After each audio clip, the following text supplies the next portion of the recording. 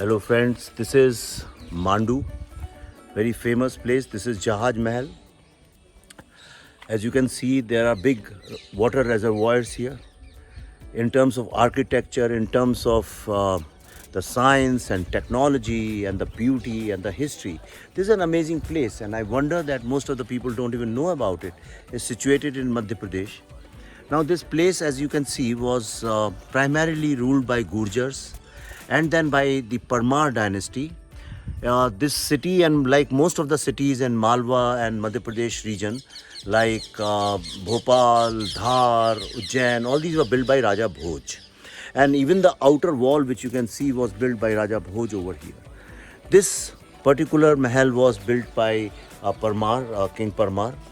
But then in 13th century, Alauddin Khilji deceived him and killed him, and it took over. And after that, Gauris and Khiljis and Mughals ruled this place. But eventually, Marathas ruled this place.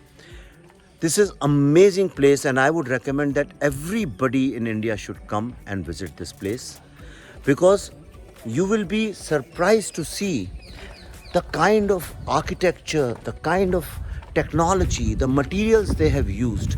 As you can see in the background, all these arches, arches are all Gothic style, and there is a sense of the airiness, how the wind will blow, how it will cool the place, how the water, they had the technology to take the water up and then bring it down. As you can see in my background, they have made these wells. These are like built like a tortoise, and they have all the system how the water will come in, the rainwater, how it will go into the bigger reservoir.